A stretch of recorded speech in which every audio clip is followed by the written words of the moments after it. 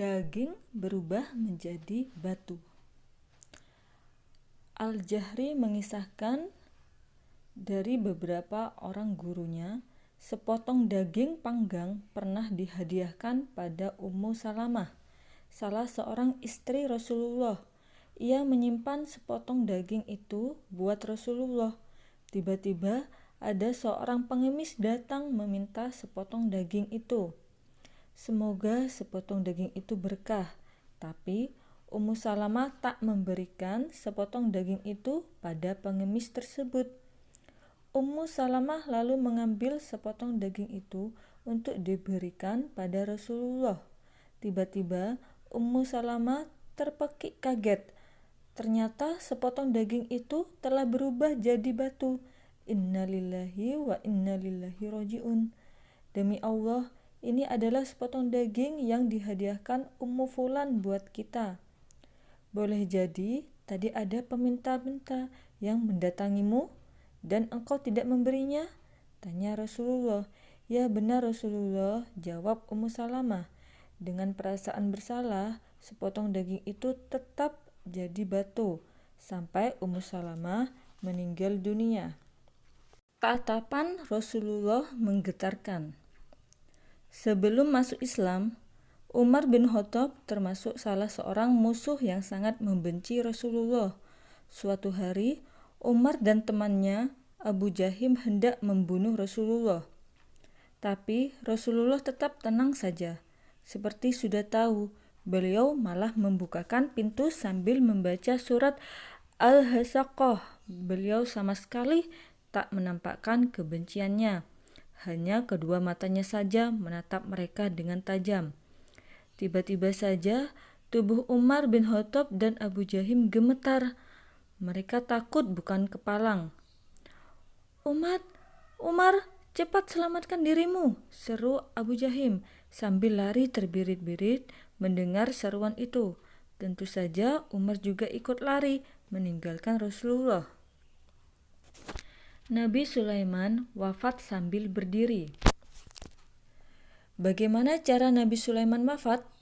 Cara beliau wafat sungguh sangat berlainan dengan manusia biasa. Saat itu Nabi Sulaiman sedang mengawasi anak buahnya yang sedang bekerja. Beliau berdiri sambil bersandar pada tongkatnya. Allah kemudian mewafatkan beliau dalam posisi demikian.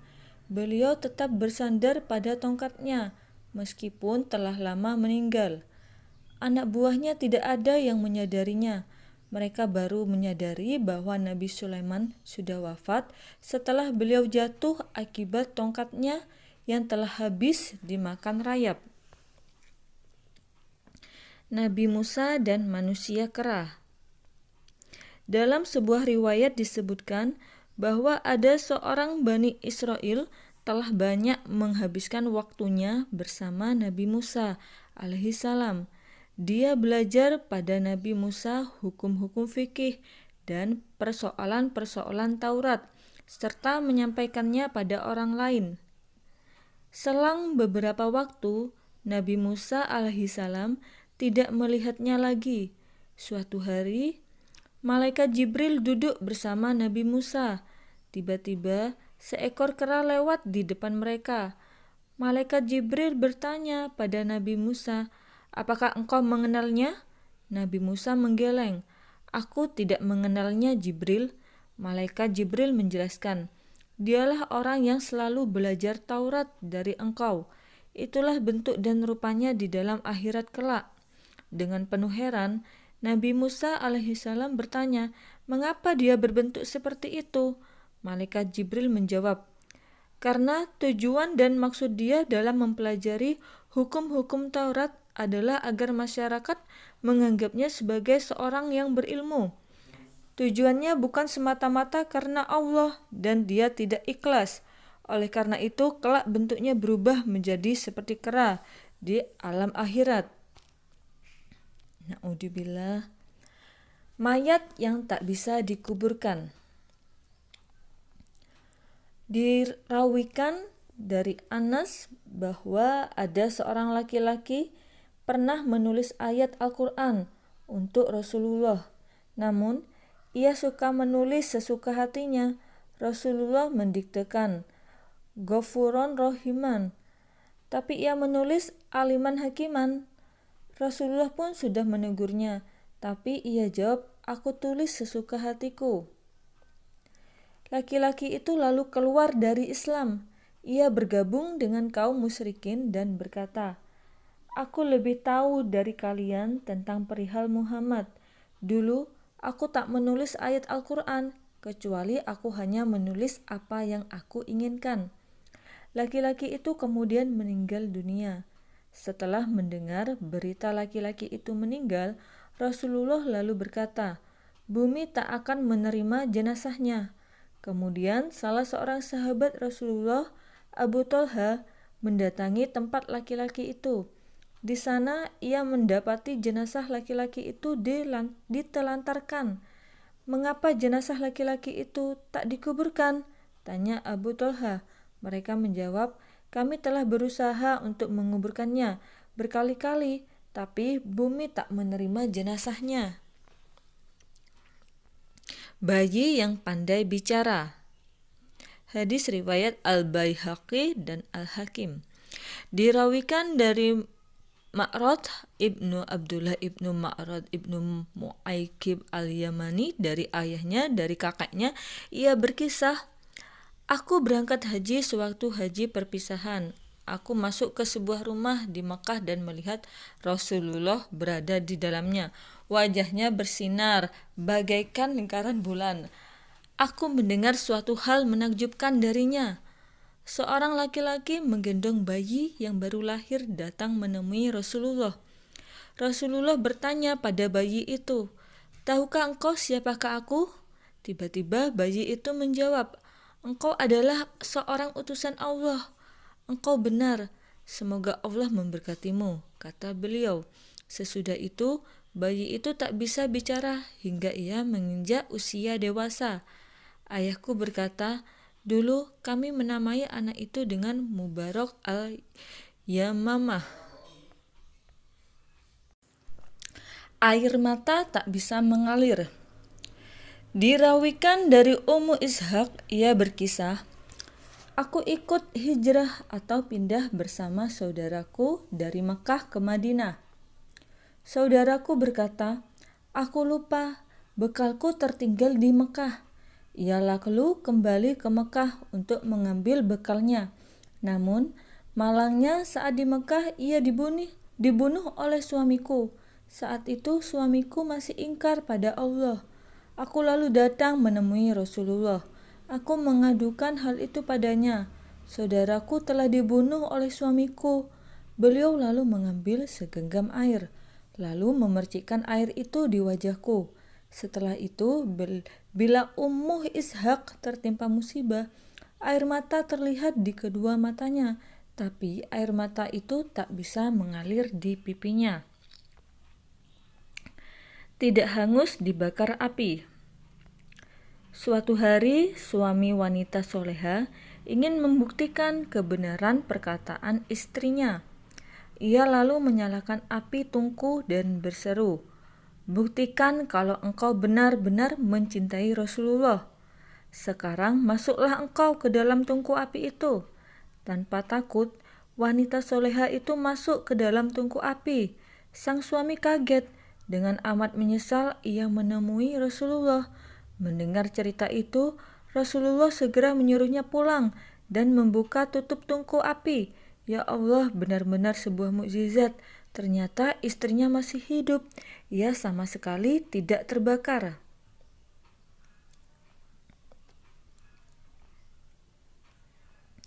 Makanan dari langit. Hannah dan Imran merupakan pasangan suami istri yang sangat taat beribadah. Imran salah seorang pembesar di kalangan Bani Israel. Sudah lama Hannah berumah tangga dengan Imran, namun dia belum juga dikaruniai seorang anak.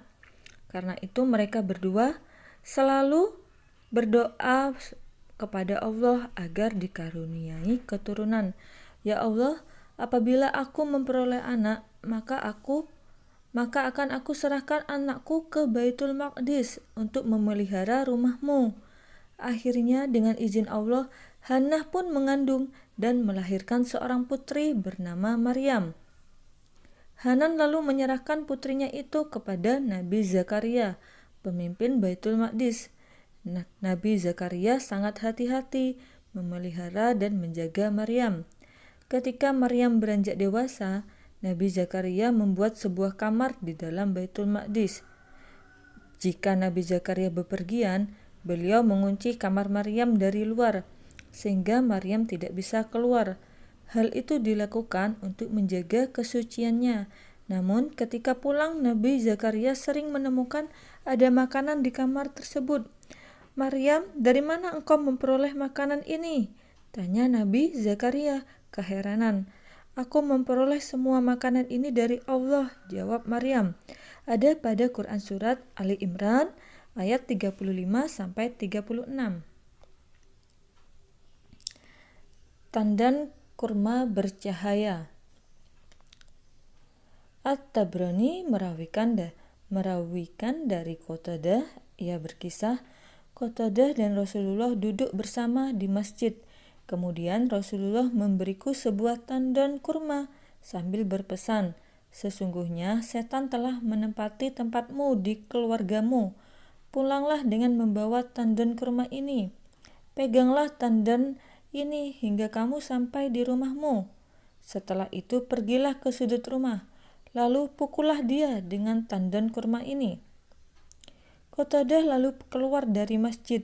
Subhanallah, tandan kurma itu mengeluarkan cahaya seperti cahaya lilin. Cahaya itu menyinari jalan pulang Qatadah. Setelah itu Qatadah mendatangi anggota keluarganya yang sudah tertidur pulas. Qatadah lalu melihat ke sudut rumah dan ternyata di sana ada seekor landak penjelmaan dari setan. Qatadah lantas memukul landak itu dengan tandan kurma hingga landak keluar rumah.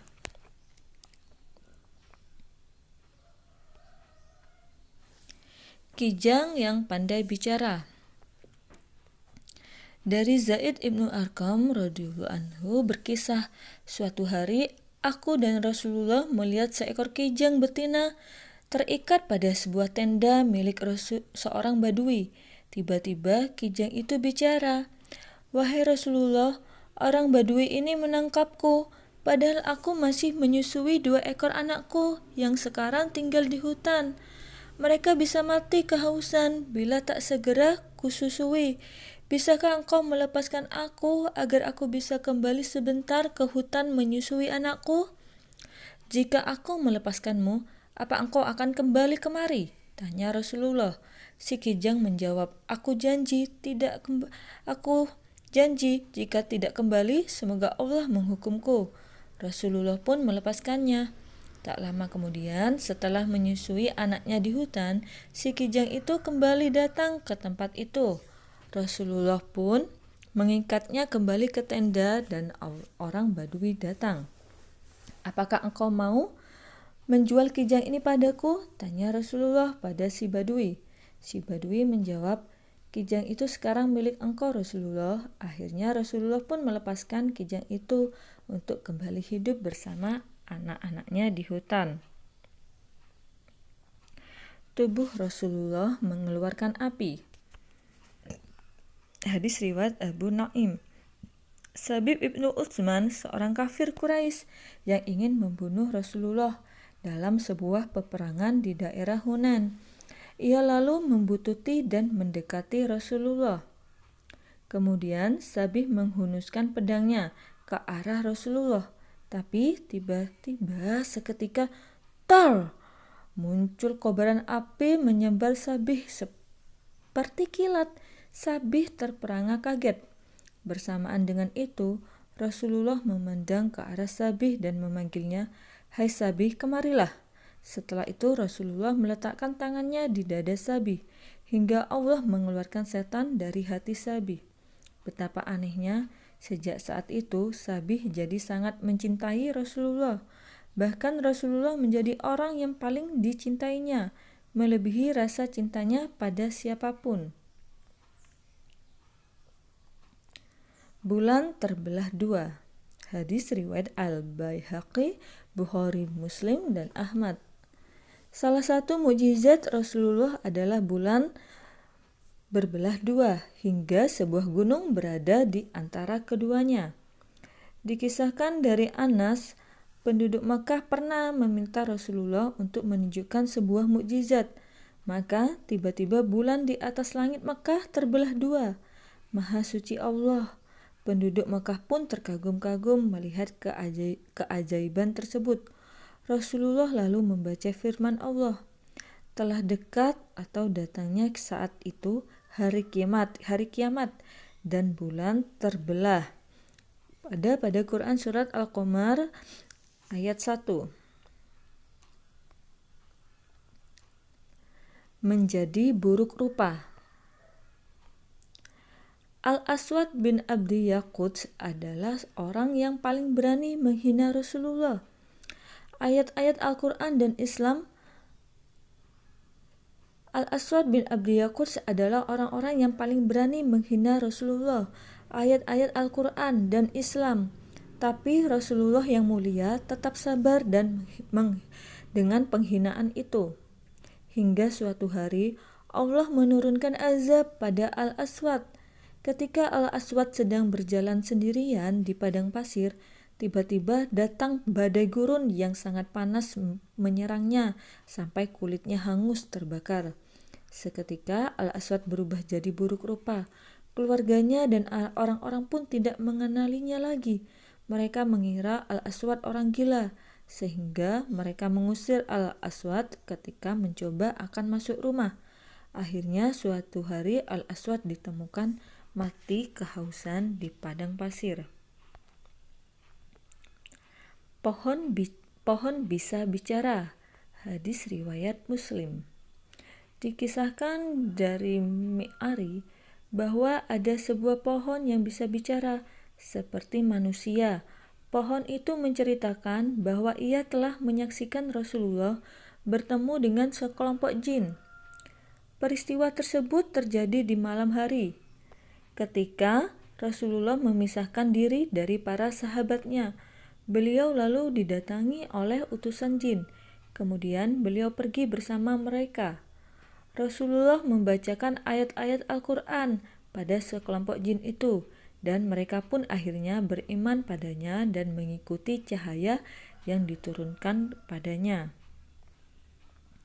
Rasulullah memadamkan api setan. Abdurrahman ibnu Khunes berkisah, setan-setan turun menemui Rasulullah dari gunung-gunung dan lembah-lembah. Bersama mereka ada satu setan yang bertugas membawa bara api dan bermaksud membakar Rasulullah dengan bara api itu. Saat Rasulullah melihat para setan, beliau terkejut. Jibril lalu datang membantu dan berkata, "Wahai Muhammad, ucapkanlah." Rasulullah bertanya, "Apa yang hendak aku ucapkan?" Jibril menjawab, "Ucapkanlah seperti ini." Kemudian Rasulullah menirukan ucapan Jibril seperti itu. Api yang dibawa setan itu akhirnya padam. Berkat pertolongan Allah, akhirnya para setan pun kalah.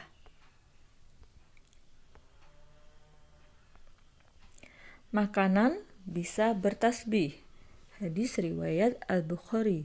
Sudah banyak mukjizat-mukjizat atau kejadian-kejadian luar biasa terjadi bersama Rasulullah yang kami saksikan, seperti mukjizat yang terjadi pada kali ini sebelum kami makan bersama Rasulullah.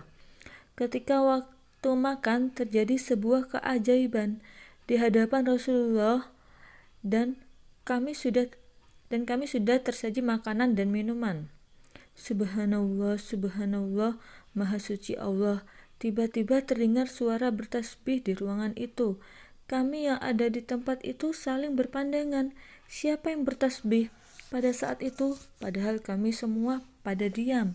Setelah dicari-cari, barulah kami tersentak kaget dan terkagum-kagum. Ternyata suara-suara yang bertasbih yang mengagungkan Allah itu berasal dari makanan dan minuman di depan kami. Mukjizat-mukjizat Rasulullah sebagai berkah bagi kami, diriwayatkan oleh Abdullah bin Umar radhiyallahu anhu. Semoga berguna semua yang telah saya angkat kembali kisah-kisah Islami. Wabillahi taufik wal hidayah. Assalamualaikum warahmatullahi wabarakatuh.